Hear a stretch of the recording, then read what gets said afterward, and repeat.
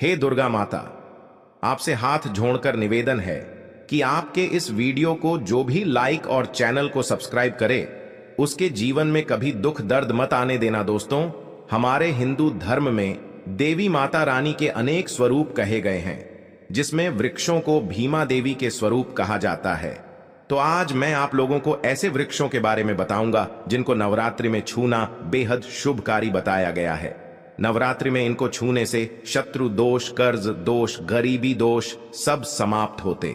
नवरात्रि के पावन पर्व चल रहे हैं। नवरात्रि के पावन पर्व में कुछ ऐसे वृक्ष है जो कि देव वृक्ष कहे गए, देवी वृक्ष कहे गए हैं। ये देवी के स्वरूप होते हैं, माता काली के स्वरूप होते हैं। और हमारे धर्म में पेड़ पौधे को देवी देवता मान करके हम इनकी पूजा करते हैं, और हमें पूजा भी जरूर करनी चाहिए। साइंस भी कहता है पेड़ पौधे मनुष्यों को फ्री में प्राण वायु प्रदान करते हैं, और पेड़ पौधे हमें ऑक्सीजन देते हैं, और हमारे जो कार्बन डाइऑक्साइड होता है उसे ग्रहण करके सभी प्रकार के जितने भी नकारात्मक चीज होते हैं उसे अपने अंदर में स्वयं सोख लेता है और हमें ताज प्रदान करते हैं।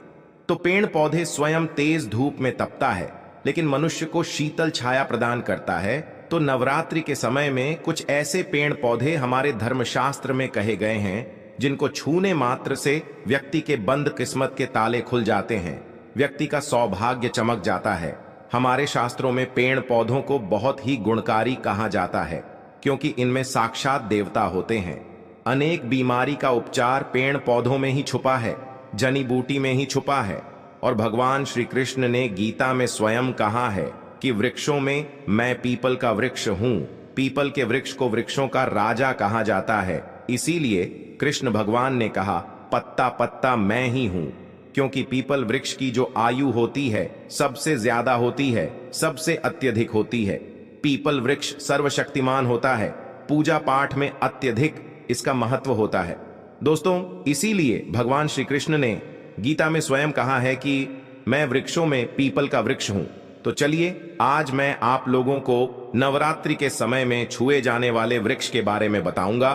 तो जय माता दी अवश्य लिख दीजिए कमेंट में। दोस्तों, हमारे धर्म शास्त्र में अनेक ऐसे वृक्ष हैं जो कल्याणकारी होते हैं, मंगलकारी होते हैं। अगर इस वृक्ष को छू लेते हैं तो आपकी सभी प्रकार की परेशानी है, सभी प्रकार के कष्ट है, यह सब समाप्त हो जाते हैं। खास करके नवरात्रि के समय में इसका असर कई लाख गुना होता है। नवरात्रि के समय को शक्ति का पर्व कहा जाता है। शक्ति पर्व क्यों कहा जाता है? क्योंकि इस समय अचेत जो वस्तु होती है वो भी चेतना युक्त हो जाती है, अर्थात इस समय जो शक्ति हमारे धरती लोक में आ जाती है। नौ दुर्गा को क्या बोल सकते हैं? हम शक्ति बोल सकते हैं। तो माता रानी इस धरा पर आती है, इस पृथ्वी लोक पर आती है, तो जीतने भी पेड़ पौधे हैं, जीव जंतु है, चल अचल सभी प्रकार के जो वस्तु है ये सब में प्राणा जाते हैं, न सब में शक्ति निहित हो जाती है, जागृत हो जाती है। तो इस समय कोई भी पेड़ पौधे को जा करके छू दें, खास करके देवी स्वरूप कहे गए जो पेड़ पौधे होते हैं, जा करके आप इसे छू करके आते हैं तो आपके जीवन की परेशानी है, दुख है, तकलीफ है, कष्ट है, रोग है, बीमारी है, कलह है, जीवन में चल रही बहुत बड़ी समस्या है, सब समस्या समाप्त हो जाती है। काल सर्प दोष, मंगल दोष, शनि दोष, राहु दोष तत्काल अपना असर दिखाती है और सब दोष खत्म हो जाते हैं। दोस्तों, आज मैं आप लोगों को 3 पौधों के बारे में बताऊंगा, और ये तीनों पौधे देव वृक्ष कहे जाते हैं। वीडियो को ध्यान से देखना। अगर आज की वीडियो मिस कर दी तो फिर सारी जिंदगी आपको पछताना पड़ेगा, क्योंकि नवरात्रि ही एक ऐसा पर्व होता है, एक ऐसा समय होता है, केवल 9 दिनों के भीतर। मैं आपको लंबी पूजा पाठ करने की जरूरत नहीं। पति केवल 9 दिनों के भीतर में ही आप अपनी समस्या को, आप अपनी गरीबी को स्वयं अपनी आंखों से समाप्त होते हुए देख सकते हैं। मैं जिस वृक्ष के बारे में बता रहा हूं, यह सारे वृक्ष आपको अपने घरों के आसपास में बहुत ही आसानी से मिल जाएंगे। दोस्तों, वीडियो में आगे बढ़ने से पहले, जानकारी बताने से पहले, अभी तक कमेंट बॉक्स में जय माता दी नहीं लिखे हैं तो जय माता दी जरूर लिखना। जब आप हमारे कमेंट बॉक्स में जय माता दी लिखते हैं तो हमें काफी हर्ष होता है, काफी उल्लास होता है। आप हमारी वीडियो को लाइक करते हैं तो हमारा मनोबल बढ़ता है, और आप सभी लोगों के लिए इस प्रकार ज्ञान भरी जो अच्छी अच्छी जानकारी होती है आप सभी लोगों के लिए ले करके आते हैं। तो अगर आप इस प्रकार की जानकारी में इंटरेस्ट रखते हैं, इस चैनल को अगर सपोर्ट करना चाहते हैं, तो आप हमारे चैनल को सब्सक्राइब कर हमारा सपोर्ट जरूर करें। दोस्तों, मेरे जो उपाय होते हैं आप लोगों को मैं सरल से सरल आसान उपाय बताता हूं, जो भी हमारे गुरुदेव ने हमें सिखाया है। जो उपाय बहुत ही सरल होते हैं, बहुत ही आसान होते हैं और यह राम बाण की तरह काम करते हैं। जिस प्रकार प्रभु राम के जो बाण होते हैं छुंग होते हैं, उसी प्रकार मेरे वीडियो में बताए गए जो उपाय होते हैं अचूक होते हैं, कभी भी प्रभाव ही नहीं होते हैं। तो वीडियो को ध्यान से देखना। कौन से ऐसे 3 वृक्ष हैं जिसे हमें छू करके नवरात्रि के समय में जरूर आना चाहिए। एक खास बात सभी दर्शकों को बताना चाहूंगा, नवरात्रि के समय में जितना ज्यादा हो सके देव वृक्ष की पूजा जरूर करना। दोस्तों, देव वृक्ष में कई प्रकार के वृक्ष होते हैं। चलिए मैं आप लोगों को बताना चाहूंगा कौन से वृक्ष को छूने से हमारी गरीबी मिटती है। पहला जो वृक्ष है बेल का वृक्ष, जो बेल का वृक्ष है, यह वृक्ष माता पार्वती के पसीने से उत्पन्न हुआ है। स्कंद पुराण के अनुसार जो माता पार्वती हैं यह देवी स्वरूप कही गई हैं, अर्थात ये नव दुर्गा के स्वरूप कही गई है। तो स्कंद पुराण की कथा में कहा गया है जो बेल का वृक्ष है माता पार्वती के पसीने से उत्पन्न हुआ है। इसकी डाली में पार्वती, जड़ में ब्रह्म, तने में विष्णु एवं समस्त जो हिस्से हैं उसमें भगवान शंकर जी बसते हैं। संध्या काल में शिव मंदिर के समीप या नौ दुर्गा मंदिर के समीप जो बेल के वृक्ष हैं, इसके नीचे में घी का दीपक जलाने से व्यक्ति धनवान, गुणवान एवं पराक्रमी बनता है। व्यक्ति के सभी प्रकार के मनोरथ की पूर्ति होती है। हमारे धर्मशास्त्र यह भी कहते हैं नवरात्रि के समय में अगर कोई भी व्यक्ति, जी हां, नवरात्रि के समय में अगर कोई भी व्यक्ति बेल के वृक्ष को माता नौ दुर्गा का ध्यान करते हुए 7 बार छू करके आ जाते हैं, तो ऐसे व्यक्ति की तत्काल अगर उपवास व्रत रखा है, ध्यान से सुनिएगा, जो लोग उपवास व्रत रखे हैं ऐसे व्यक्ति की थकान, सुस्ती तत्काल चली जाती है। ध्यान से सुनिए, जो व्यक्ति उपवास रखे हैं, व्रत रखे हैं, ऐसे व्यक्ति को नवरात्रि के समय में जितना ज्यादा हो सके संध्या काल में बेल के वृक्ष को जरूर छूना चाहिए। केवल आप ज्यादा नहीं छू सकते तो 7 बार छू करके जरूर आ जाना और बेल वृक्ष के नीचे में घी का दीपक जरूर जला देना। दोस्तों, घी का दीपक जलाते हैं तो इसके क्या फायदे मिलते हैं ये भी इस वीडियो में बताऊंगा। मैं सारी जानकारी इस वीडियो में विस्तार से बता रहा हूं, इसलिए आज की वीडियो थोड़ी बड़ी बन सकती है।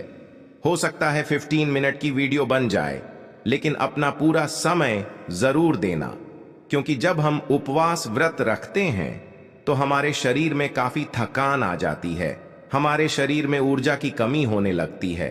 हालांकि हमें अध्यात्म ऊर्जा प्राप्त होती है, लेकिन हमारे शरीर में ऊर्जा की कमी होने लगती है। भोजन न करने के कारण हमारे शरीर में ऊर्जा की कमी होती है और इस ऊर्जा को बरकरार रखने के लिए, इस ऊर्जा को प्राप्त करने के लिए हमें बेल वृक्ष को छूना चाहिए। दोस्तों, अनेक संत महात्माओं ने बेल वृक्ष के पत्ते को खाकर के तपस्या की है एवं कई प्रकार की सिद्धियां हासिल की हैं। धर्मशास्त्र कहते हैं अगर नवरात्रि के समय में बेल के पत्ते खाए जाएं तो जो व्यक्ति लंबे समय से जो मंत्र के जाप कर रहे हैं, सिद्धि प्राप्त नहीं हो पा रही है, फिर कुछ आप ऐसी सिद्धि को प्राप्त कर सकते हैं जो सिद्धि आपको काफी लंबे समय से प्राप्त बेल के पत्ते खाने से वह सिद्धि जल्दी प्राप्त होती है। इसके नीचे घी का दीपक जलाने से हमें सिद्धि की प्राप्ति होती है। सिद्धि का मतलब होता है कार्य में सफलता। तो जो लंबे समय से आपके कार्य नहीं हो पा रहे हैं, उस कार्य में नवरात्रि के समय में जितने भी दिन हो सके आप जो है, जब भी आपको समय मिले तो शाम के समय में घी का दीपक जरूर जला देना। और अगर कोई भी व्यक्ति नवरात्रि के समय में, ध्यान से सुनिए, अगर कोई भी व्यक्ति नवरात्रि के समय में अगर बेल वृक्ष की जड़ में दूध चढ़ाते हैं, वो सभी प्रकार के व्याधि दूर होती है। अगर सिंदूर युक्त गंगा जल चढ़ाते हैं तो व्यक्ति की गरीबी मिटती है। अगर तेल चढ़ाते हैं बेल वृक्ष के जड़ में तो सौभाग्य की प्राप्ति होती है। और अगर बेल के तीनों पत्तों में, दोस्तों ध्यान से सुनिए, त्रिदेवी कही गई है, जैसे कि महाकाली, महालक्ष्मी, महासरस्वती, तो अगर बेल के जो 3 पत्ते हैं महालक्ष्मी, महाकाली, महासरस्वती के स्वरूप कहे गए हैं, तो बेल के अगर तीनों पत्तों में ओम, दूसरे पत्ते में हरिओम को सिंदूर से लिख करके चढ़ाना होता है, सिंदूर से लिख करके चढ़ाया जाए तो तत्काल उसी समय मनोकामना की पूर्ति होती है, कार्य में सफलता मिलती है। कोई लंबे समय से आपकी मनोकामना हो, आप चाहते हैं वह मनोकामना पूर्ण हो जाए, तो यह उपाय अवश्य करिएगा दोस्तों। इसकी जड़ में ध्यान से सुनिए। नवरात्रि के समय में इसकी जड़ में अगर तांबे की कोई भी रिंग होती है, जिसे हम एक प्रकार के तांबे की जो धातु है ये मंगल से जुड़ी हुई होती है, तो अगर नवरात्रि के समय में इसकी जड़ में तांबे की जो रिंग होती है, अंगूठी होती है, अगर आप 4 अंगुल खंड करके दबा करके आ जाते हैं, नवरात्रि भर इसे दबे रहने देना है। इसके बाद अगर आप पहन लेते हैं तो वह जागृत हो जाती है, क्योंकि जो बेल के वृक्ष हैं स्वयं जागृत कहे गए हैं, और नवरात्रि के समय में इसकी जो आवरा होती है, इसकी जो ऊर्जा होती है अत्यधिक बढ़ जाती है। फिर अगर आप इस प्रकार की अंगूठी को पहनते हैं तो कभी भी आपको रक्त संबंधी समस्या नहीं आती, क्षणिका दोष नहीं सताता, राहु की पीड़ा नहीं सताती, और 9 दुर्गा की कृपा से सदैव आप सुरक्षित रहते हैं। ऐसे व्यक्ति की कभी भी अकाल मृत्यु नहीं होती। दोस्तों, मैं दूसरे पौधे के बारे में जो बता रहा हूं वह पौधा भी जान लीजिए। मैं जो दूसरे पौधे के बारे में बता रहा हूं यह शमी का वृक्ष है। शमी के वृक्ष को जगदम्बा के स्वरूप कहा गया है। जो शमी के वृक्ष हैं यह स्वयं जगदम्बा के स्वरूप है। इस पर स्वयं मां जगदम्बा स्वयं साक्षात विराजमान रहती है, और कोई भी व्यक्ति अगर संध्या काल में नवरात्रि के समय में इसके नीचे में धूप दीप जलाता है, धुआं दिखाता है, तो उनकी सभी प्रकार की परेशानी दूर होती है। धर्मशास्त्र कहते हैं अगर कोई भी व्यक्ति नवरात्रि के पूरे समय में हो सके, अगर आप एक दिन भी करना चाहते हैं तो आप ये उपाय एक दिन भी कर सकते हैं, पंचमी या सप्तमी के दिन कर सकते हैं। तो हमारे धर्मशास्त्र में कहा गया है अगर नवरात्रि के समय में लाल चूनी अगर कोई भी व्यक्ति मनोकामना बोलते हुए शमी के वृक्ष में बांधे तो वह मनोकामना की पूर्ति होती है। लाल चूनी अगर कोई भी महिला जाकर के बांधती हैं तो उन्हें सौभाग्य की प्राप्ति होती है, उसके पति की कभी भी अकाल मृत्यु नहीं होती। इसकी जड़ में सिंदूर डालने से व्यक्ति को आरोग्य की प्राप्ति होती है। जो लोग लंबे समय से बीमार पड़े हैं, ऐसे व्यक्ति के जो घर में रहने वाले सदस्य हैं, तो वह लोग जो बीमार पड़े हैं उनके शरीर से 7 बार सिंदूर को उतारा करके शमी की जड़ में डाल सकते हैं, तो उनके रोग जल्दी ठीक हो जाएंगे। जो लोग लंबे समय से बीमार पड़े हैं या फिर आप बीमारी से बचना चाहते हैं, निरोग रहना चाहते हैं, तो इसकी जड़ में सिंदूर जरूर डाल देना। मनोकामना पूर्ति करने के लिए मैं एक मंत्र बता रहा हूं। इस मंत्र को बोलते हुए शमी के वृक्ष को छूना है। इस मंत्र को बोलते हुए शमी के वृक्ष को छूना है। आप तत्काल नवरात्र के समय में इसका रिजल्ट देखना। जैसे ही नवरात्र समाप्त होगा, आपकी जो मनोकामना है उसकी पूर्ति हो जाएगी। आपकी जो दरिद्रता है वह दरिद्रता समाप्त हो जाएगी। तो मंत्र कौन सा है?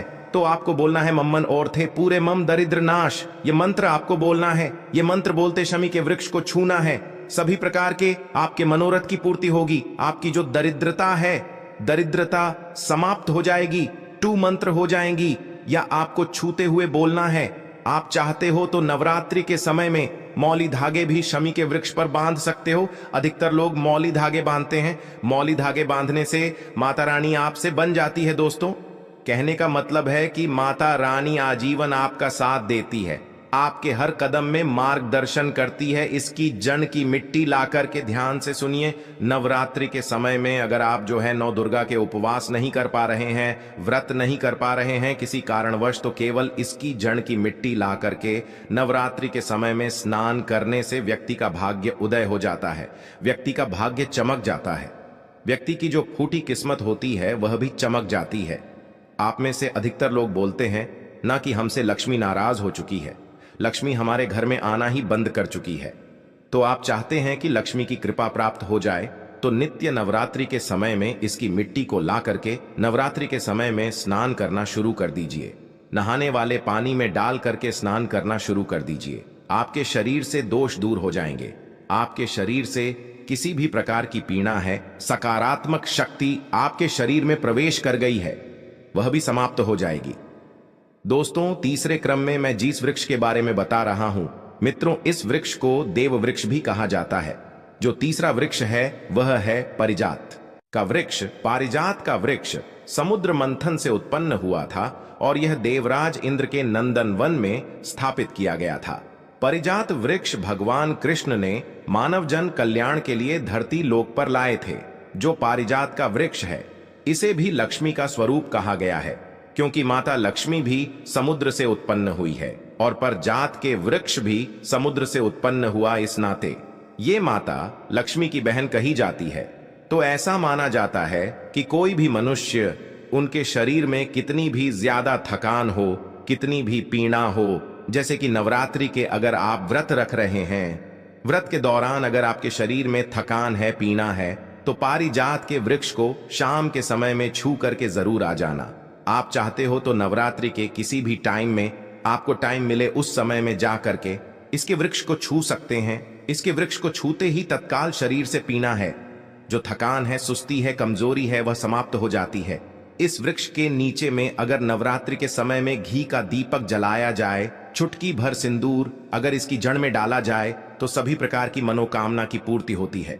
लेकिन आपको प्रार्थना जरूर करनी है कि हे पारिजात वृक्ष, आप देवी स्वरूप कहे जाती हैं, आप हमारी सभी प्रकार की पीड़ा को दूर करें। ग्रह दोष है, पितृ दोष है, लक्ष्मी दोष है, इसे आप समाप्त करें। लक्ष्मी स्वयं आपकी बहन है। माता लक्ष्मी का हमारे जीवन में प्रवेश कर जाएं, इस प्रकार का आप हमें आशीर्वाद प्रदान करें। इस प्रकार से आप इनसे जो है मनोकामना बोल सकते हैं, मनोरथ बोल सकते हैं। यह लक्ष्मी की बहन कही गई है, क्योंकि समुद्र मंथन से यह उत्पन्न हुआ है। तो अगर आप भी जल्द धनवान बनना चाहते हैं, आपके जीवन में कोई कामना है, कोई कामना अधूरी रह गई है, तो हमने 3 वृक्ष के बारे में बताया है। इन 3 वृक्ष को नवरात्रि के समय में छूना शुरू कर सकते हैं। और अगर कोई व्यक्ति यह तीनों वृक्ष को छू लेते हैं, ध्यान से सुनिए, अगर तीनों वृक्ष को छू लेते हैं, तो ऐसे व्यक्ति के कार्य सफल होने से, ऐसे व्यक्ति की मनोकामना पूर्ण होने से दुनिया की कोई भी शक्ति नहीं रोक पाएंगे। मनोकामना पूर्ति करने के लिए, कार्य में प्रगति प्राप्त करने के लिए, अपनी किस्मत को चमकाने के लिए, सोए हुए भाग्य को जागृत करने के लिए नवरात्रि में ये उपाय जरूर करिएगा। दोस्तों, यह उपाय सोने पर सुहागा होगा या आपकी जिंदगी को संवार देंगे, आपकी जिंदगी में चल रही परेशानी को दूर कर देंगे। तो यह जानकारी कैसी लगी हमें कमेंट सेक्शन में जरूर बताना, और इस जानकारी को अपने तक सीमित मत रखना। इस जानकारी को आगे जरूर शेयर करना, क्योंकि ज्ञान बांटने से ज्ञान बढ़ता है।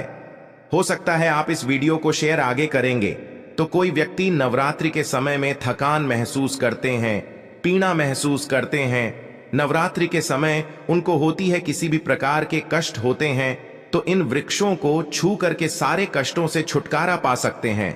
तो समाज कल्याण हेतु इस वीडियो को आगे जरूर शेयर करना। कमेंट